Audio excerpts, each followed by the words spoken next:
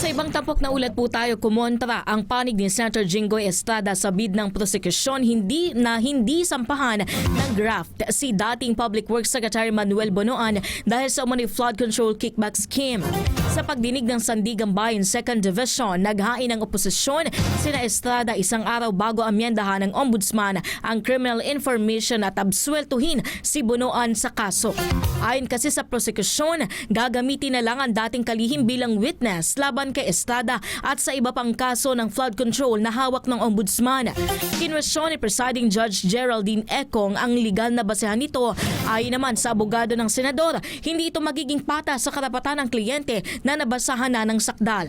Nagsabwatan kasi anya ang dalawa sa krimen at kung ganito ang mangyayari, mababago ang facts at tutunguhin ng investigasyon.